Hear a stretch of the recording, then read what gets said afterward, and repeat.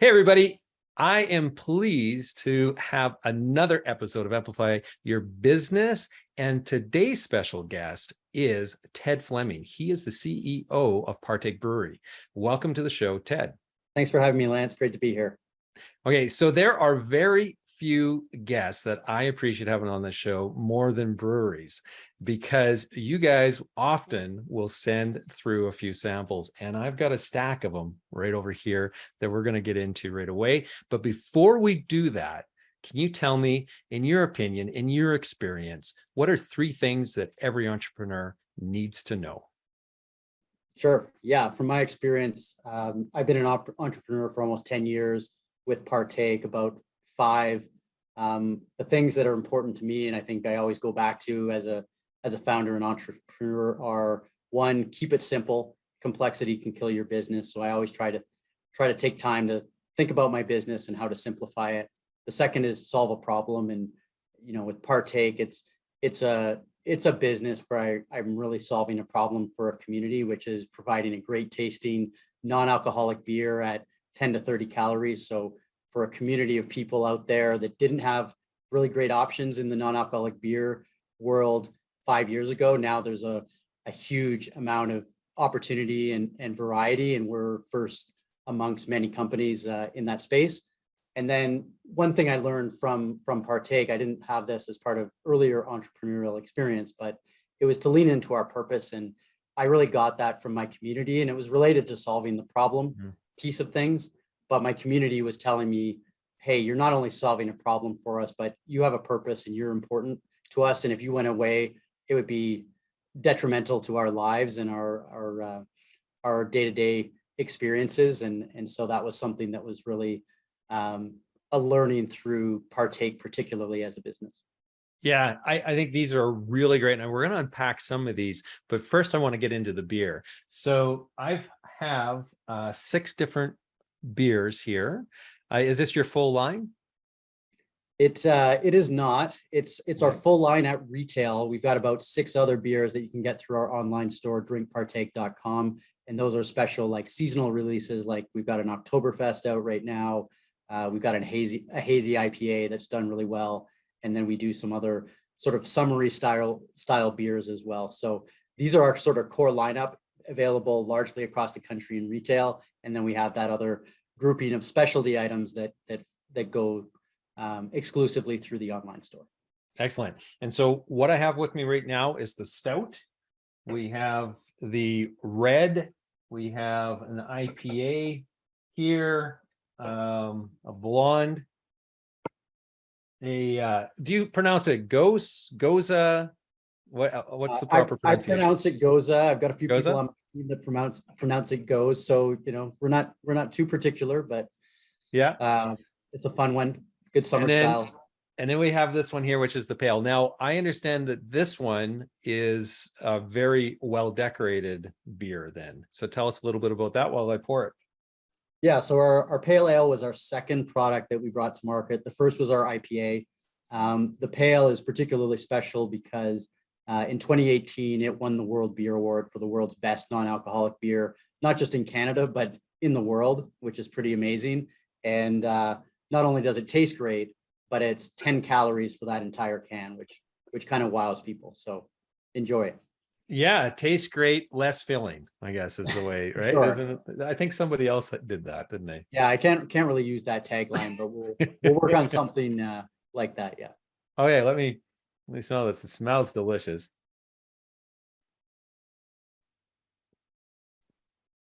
Oh yeah. Yeah, that's beautiful. Very nice. Look at this, everybody.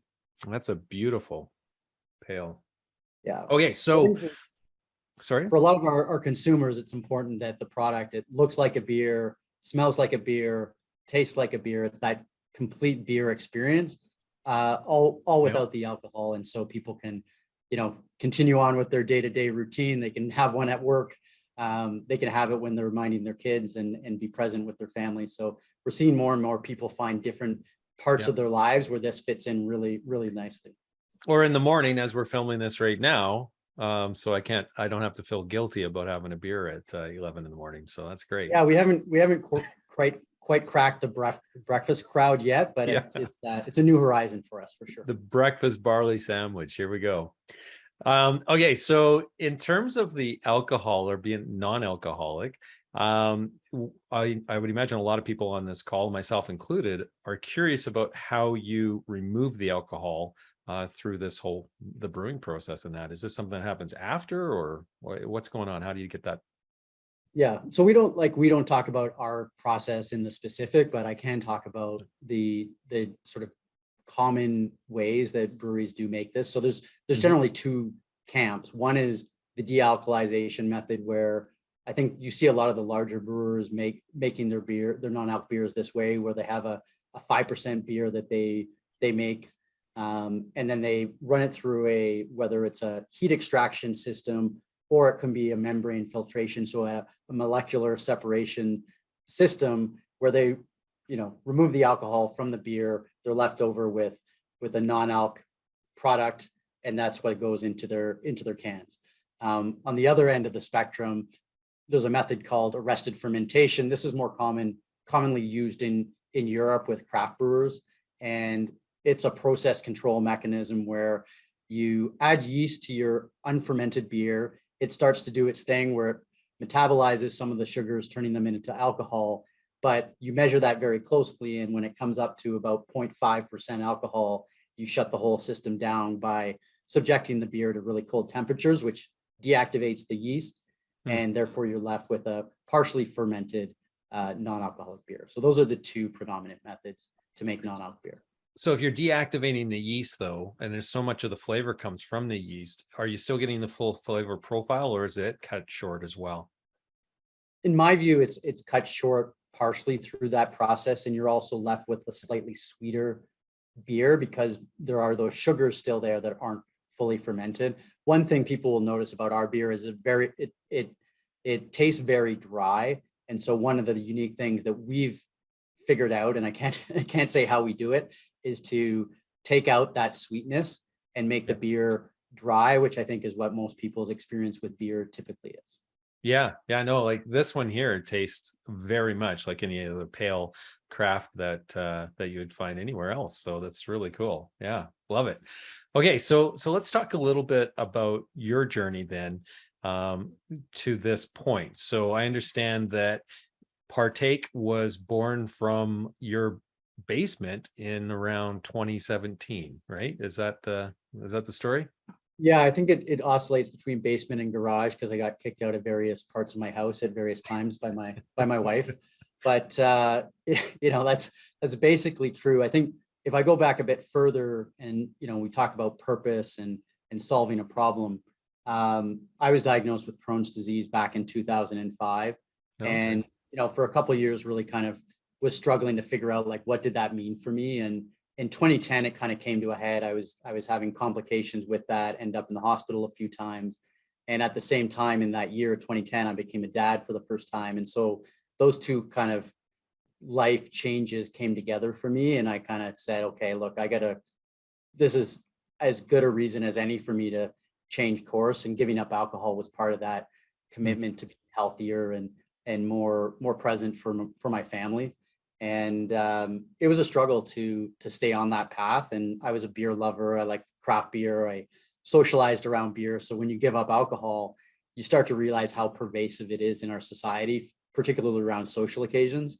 And so I really struggled with that. I'd go a few months being off alcohol, and then I'd find myself kind of moving back towards it for the lack of options and variety in the category. And so Partake was sort of my answer to like, how do I solve this problem for myself? And then in so doing, I've kind of solved that problem for hundreds of thousands of other people. So it's been a fantastic journey.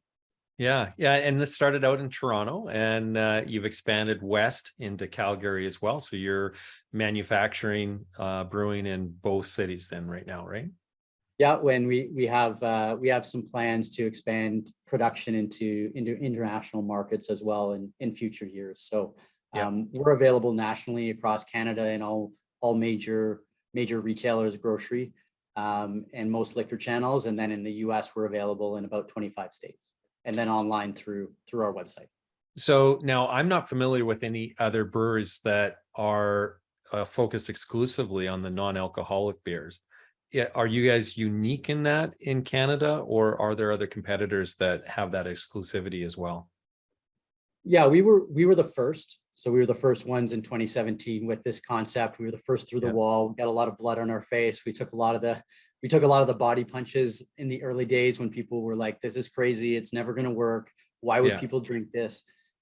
Today, you have in Canada probably a half dozen companies that are making non-alcoholic beer, and maybe two or three that are specific into non-alc beer, like us. But again, we were the first, and the same thing in the US. We were the first, if not one of the first. And today you see a lot more players in that space, whether they're focused specifically on non-alc or whether it's adjacent to an alcoholic version of beers they make. Mm-hmm. Yeah. And so being the first mover in this category, was that a lot easier than for you to get the penetration into the distribution? Or was it because you're first mover, like you said, you took a lot of body blows as you're going along? So was it more difficult and you kind of blazed the trail for some of the people who are now following you? Yeah, I think it's the latter. I think it was more difficult because there wasn't I think that people today can say, look at what Partake's doing. We can do that too. Yeah. When we were doing it, there was no example for us to say, look, this is the category is growing this much. This is the opportunity. We had to prove that out piece by piece by piece. So we started, probably our first major customer was the beer store in Ontario. And then it went to the LCBO in Ontario. And then it went to liquor channel in Alberta, and then it became grocery channel. So we had to build it up piece by piece by piece and earn every door that we opened up. I think the people behind us, I'm not going to say it's easy for them. Like, again, they have a competitor like us in front of them, but it's much easier for them to go and get a meeting because the buyers understand the opportunity that we've illustrated for them. Yeah. Now, the other thing that I would think is a big advantage for the non-alcohol category is that your distribution is beyond than the liquor stores, right? So I would presume that you don't have to sell exclusively through the liquor boards in each of the provinces then. Is that correct? Yeah, that's correct. We don't have to. We tend to sell with them because a lot of consumers today, and this is the interesting part of our category, is we're seeing a lot of flexible drinkers, people who will go into a store and buy alcoholic beer and non-alcoholic beer in that same purchase, because during the week they'll drink non-alcoholic beer, and the weekend or at a special occasion they'll drink alcoholic beer, and they're moderating their drinking but still being able to drink in all the social occasions and even just like the home occasions that they're used to. So they're giving up nothing in terms of that feeling of drinking a beer, but they're doing it in a much healthier way at that lower calorie count that we present. So that's why it's important in the liquor channel for liquor retailers to carry our product, but it also extends to grocery where, a lot of our volume comes from the bigger grocery chains, and people clearly pick it up and purchase it there. So both channels are really important for us. And then, as we've reopened after COVID, we're seeing more bars and restaurants come in and ask for our product, and the customers are asking for our product as well. So we're meeting them in those locations as well. Yeah. I think it's really, really an interesting opportunity that you have there, because you have broader distribution capabilities, but also a broader audience than what a typical beer audience might be, I presume, too. And so are you finding that growth in your category of the beer market is growing at the same rate as the rest of the craft beers, or faster than the rest of the craft beers? Yeah, we're growing significantly faster than craft beer. I think craft beer is plateaued currently. We're growing at, I think in Canada, I think the rate was about 25% year over year. Last year it was 40%. Similar numbers in the States as well. So non-alc is pretty much the fastest within beer. And to be honest, we weren't always considered beer. We were always often considered like, you're not even beer because you're non-alcoholic. Today we are considered beer. We've been allowed into the beer family, and we are the fastest growing category within beer. Yeah, that's really exciting stuff. And I would think another audience too, like I play a lot of sports, and so oftentimes, you're cracking some beers at the end of the games and stuff. And the non-alcoholic would have, I would think, a really great, especially being that it's low calorie, a really great opportunity to penetrate that market even more so than what the alcohol version of beer would. I would think anyway. I would think that there's an advantage there. Yeah, there's a lot of opportunity there. We're still trying to break down some long-standing stigmas, right? Like that social occasion after sports, having a beer, like that's sort of what I went through when I was giving up alcohol, and was like, okay, I really love that experience. Like that's almost half of why I play sports. And so, when I brought out Partake, for me, that was what I brought into the locker room, and pretty much my team, at least around me, kind of knew what I was struggling with, and pretty much that whole team today drinks Partake after the game rather than a macro lager, which they did before. Yeah, exactly. And I mean, it's just way smarter, better for the body, and also you don't have that risk of having too many and then driving away from the field, right? So yeah, I don't think like it for hockey particularly, like no one walks to the arena. Everyone's exactly. driving. So, I think there's a benefit there, and people are just like, hey, I love the refreshment. It's I still get the refreshment, the taste, the camaraderie after the game, and I have no worries about driving home, and I'm good to go the next morning without any issue. So, I think people are coming around to like the value proposition that non-alc beer brings. Yeah, completely. Now, I'm curious about in those early days when you're in the basement and in the garage and you're trying to figure this out and you're deciding that you're going to venture into this as a business. Did you have enough foresight to, understand all of the potential advantages from a market standpoint, or was it where you were just really approaching it from there's a need here, I have a need, I want to solve this problem, and it just kind of grew from there? And then as you started to develop your market, then you started to see and realize, wait a minute, this is different than an average craft brewery.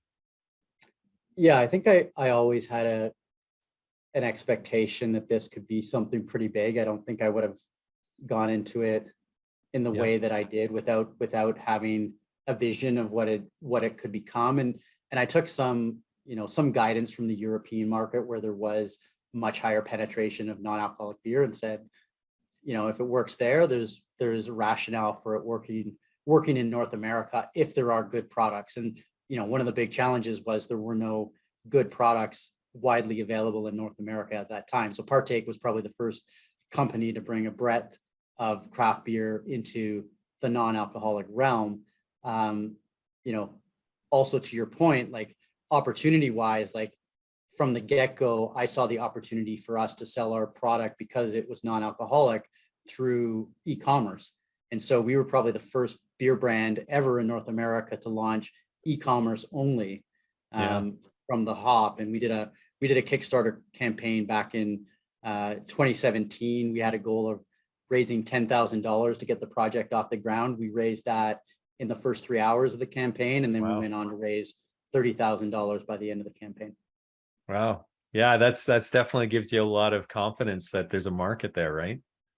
Yeah, for sure. And that's that community that I built around the early parts of the business have been instrumental in just kind of giving us the motivation to keep going through all the inevitable ups and downs that come with running a business.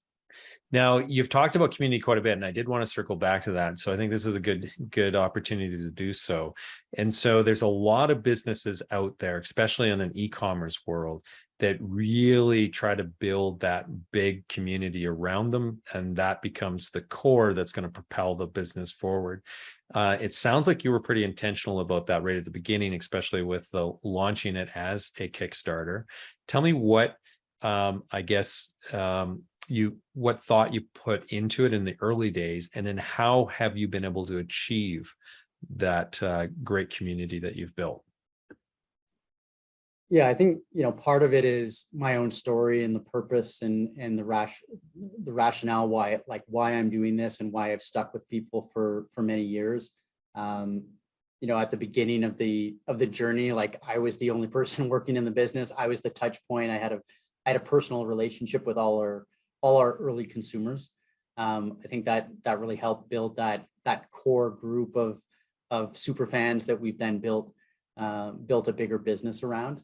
I think our customers today feel that like I'm still accessible as a pretty successful founder and CEO. I'm pretty accessible, pretty real and authentic in a world that is full of fake photos and other things people are trying to project into the world. And I think we still come across as a very authentic, down to earth kind of brand. Yep.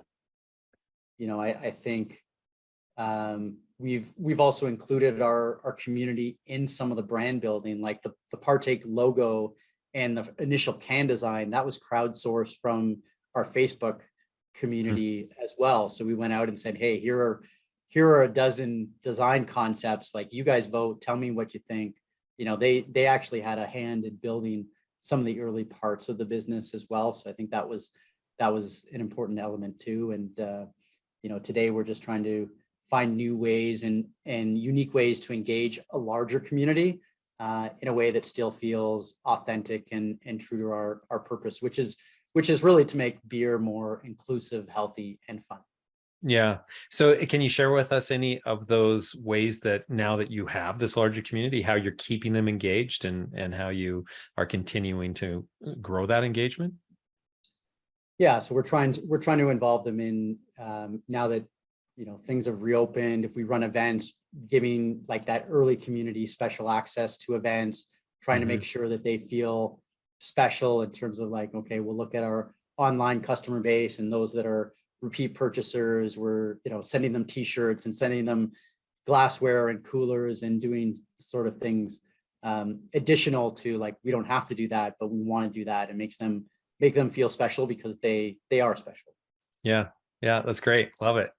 So now there isn't a lot of other craft breweries that I know of that have manufacturing or processing, bottling on two sides of the country that have had this opportunity to expand or the foresight to do that.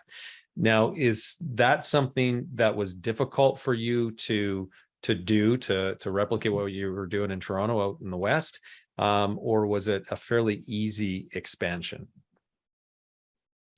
Yeah, I think this actually ties in a little bit to your prior question too. Like a lot of what I did was a result of just accepting the constraints I had in the business. And, one of the constraints was I was the only person. So I had that personal contact with a lot of the customers early on. That was a constraint, but it was a beautiful constraint. One of the constraints we had early on was when I went to the banks and said, hey, I want to build a brewery that's just going to make non-alcoholic beer. And I know nobody else has ever done this before. Will you fund me? And the answer was no. That created a constraint, which was we went out and partnered with existing breweries that had excess capacity. And so that turned into a really nice constraint for us. And so we've used that as a model to create partnerships in other parts of the country. And I think it's great for us because we're a national brand. It helps us cut down on shipping costs. It allows us to sell our product to our consumers at a better price, which is great for them. But it also cuts down on emissions, our carbon footprint, and other things like that, which again, for our community and for our customers, that's important to them as well. Yeah. So what challenges, I guess, would you be facing that other single location craft breweries don't face? Yeah, it's managing a lot of different relationships. So each partner we have is its own relationship. It can be at times great, at times challenging. Sometimes their problems become our problems. Sometimes their problems stay their problems. So, I think that's part of the challenge is there are more relationships to manage from a contractual basis. And sometimes it feels like you are a little exposed to whatever's going on and things that are outside of your control. Whereas I think if you had your own single facility, you'd feel maybe more in control, but every problem would be at the same time, it would be your problem. So you try to balance those two things off. Yeah. There's so many businesses that have been really struck by the supply chain management issues that have been, happening since COVID and continue to be a problem. Did this just double it up for you then by having the two locations? Well, I would say no. The having the two locations has actually been a bit of a blessing during that time. And I think that was a conscious decision, or a constant, it was a consideration when making this decision. Was, okay, having redundancy in the supply chain is an added benefit in addition to the cost savings from shipping and the reduced carbon footprint. Having that redundancy in supply chain was an added benefit to the business, and it did come in handy through COVID when, we did have some locations that, hey, we're going to have to stop producing for 2 weeks because of a COVID outbreak in the facility. And every manufacturer went through this during COVID. Like, everyone had an issue with an employee that was exposed, and then having to kind of take measures to address that. And, we had that in some of our facilities, but having that additional facility allowed us to mitigate the impact of that as a business. Yeah. So let's say that you're writing yourself a letter. So your younger self, your 2017 self, who's struggling in the basement, in the garage, trying to figure out all of the recipes and how you're going to make this business work. So you're writing that personal letter. What would be in that letter? Yeah, I think the headline would be something along the lines of continue to think big, if not think bigger. And again, we were first to market, and there's a lot of there's a lot of anxiety and fear that comes with being first. And I clearly had a vision for something big, but even though I did have that, I think if I thought bigger, we could be even further ahead. So that would be my own advice to myself 5 years ago. So does thinking big, and what you said at the outset around one of the things that you think every entrepreneur needs to know is to keep it simple.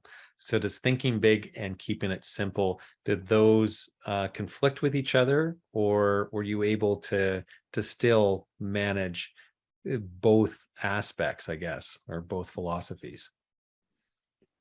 Yeah, I think they sometimes come into conflict, but at the same time, thinking big can be simple from a strategic perspective, saying, hey, we have a simple strategy of, we're going to focus on this market or this consumer. So I think that's the lens with which I would try to use, keep it simple, against maybe we have a lot of resources, raised a lot of capital. We can apply that to a very specific, simplified strategy. So I think that's how those two things could come together in a nice way.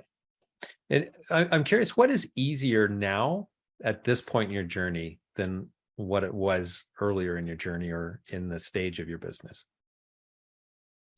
Yeah, I think, I'm certainly surrounded by a really talented team today, and I wasn't early on. So I have quite a few people that I can talk to about issues and concerns, and I'm able to trust in their ability to execute and things. So it's less lonely for sure as an entrepreneur today than it was in the early days. And I have a great team that, are true thought partners for me, which again, without having, and I would extend that to my advisor network and to my board as well, that, I'm surrounded by a ton of really smart, intelligent, hardworking people that want to, help me take this to new heights. And it's pretty great. Yeah, that's really great.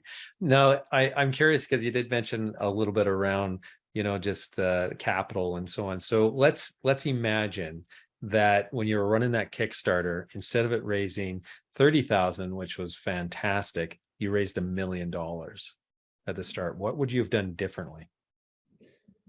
Yeah, that almost might have been a problem. Have too much money.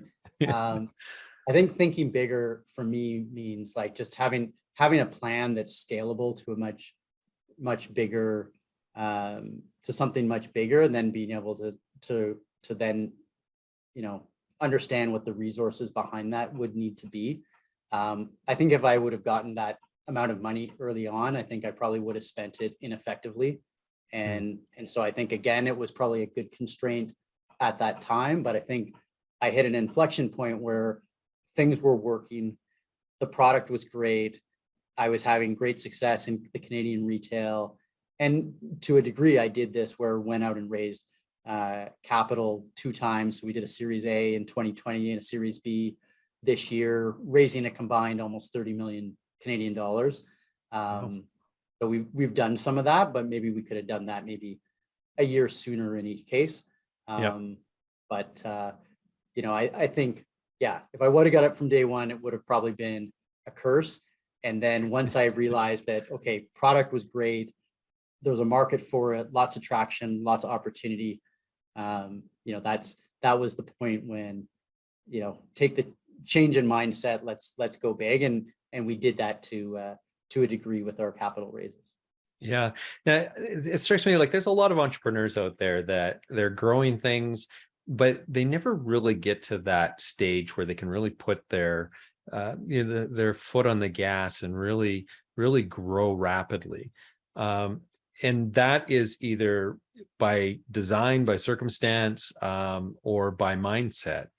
How do you, I guess, achieve that? Like, how did you get into that mindset where you were able to set up a business that you have the ability and the desire to really scale?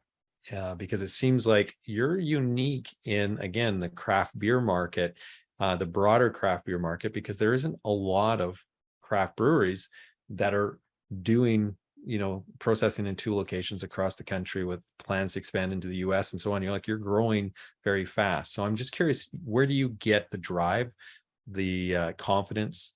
Is it through some mindset, activities, books, advisors?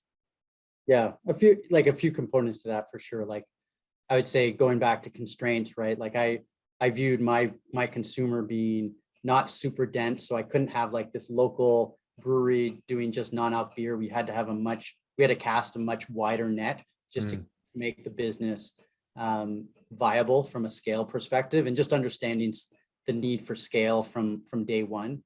So, keeping it simple was setting the foundation for that scalability, and understanding we did need to go national and international to get that scale, because our density of customer wasn't going to be, the same as for a traditional brewery. So I think that was part of it, just setting up that mindset of we have to be big in order for this to work. So that was another one of those convenient constraints that I had from the get-go. I also immersed myself in various podcasts early on when I didn't have the funds and I didn't have the advisor network or the board that I had. I immersed myself in various podcasts, really understood the consumer packaged goods industry, the beer industry. Where did we fit in that spectrum? Were we a consumer packaged goods company because we were non-alc, or were we a beer company? And our trajectory has been more towards consumer packaged goods. And there's a lot more, I would call it it's a lot more dynamic market with fundraising and capital raising and growth, and just having that mindset of this business has to go to the US to be successful as well. And we had a lot of consumers and customers in those early days that were US based, and they were saying, come to the US, please, come to Dallas, come to Chicago, come to Los Angeles, right? So that was pulling us there as well, and responding to our consumer and our community. So a whole bunch of factors to get us to that point. And then today it's really leaning on that advisor network and a trusted group of people that have been through various businesses before, or they've been through building beer businesses. So I'm grateful to have access to a whole bunch of people that have sort of been there, done that before me, and I can learn from their successes and from their failures. So key. Yeah. And to build upon that a little bit, who or what inspires you? Yeah, I've got a lot of people that inspire me out there. I'll say one that I'm going to get a lot of points for, but my wife is a big inspiration for me. she took the leap in her career, moving from Toronto to Calgary. She's now the head of Calgary Transit, and really great leader in municipal government, and she's a great sounding board and partner for me in helping me on this journey. So I'll get a few points for that one, but it's it's the truth in my world. Excellent. Fantastic. Okay, so now we've come to the point in the show in which you tell us where we can find Partake Brewing. All right. It's a long list. So first of all, you can get it online at drinkpartake.com. In Canada at retail, we're in all Loblaws, Sobeys, Safeways locations. So Loblaws in the West is probably Superstore, mainly Loblaws, Banner Store.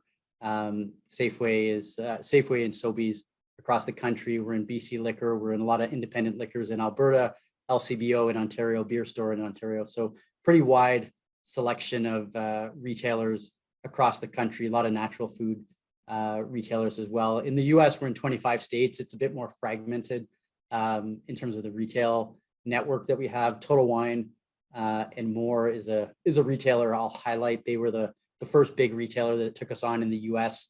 Actually, I'll tell you a bit of a story about that one. I pitched my product in a beer competition in 2018, and they didn't know what to do with me. It's like, is this beer? Is it not beer?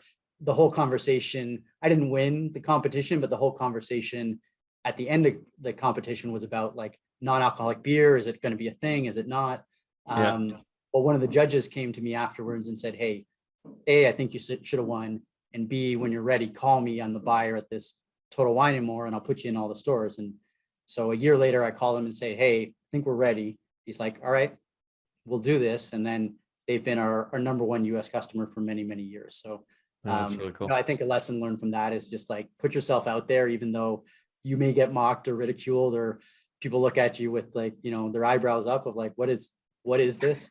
Who knows what that will unlock. So I think that's key for any entrepreneur, is get out there and tell your story. Yeah, really cool. Well, thank you so much, Ted, for coming in and sharing your story. I just am really inspired by what you've created and how you're scaling it, and how you were really able to identify a market that has that velocity that is, in this category, that is so much more superior to the rest of the products in the category. And so it's just really great business sense. And obviously you were trusting your gut, literally, as you were going through everything. So really cool. Good job. Yeah. Thanks for having me on, Lance. Yeah. And for those of you who are listening or watching to this episode, if you enjoyed it, check out our archives over to amplifyyourbusiness.ca. And of course, you can find us on all of the major podcasting platforms. Until next show, everybody have a prosperous day.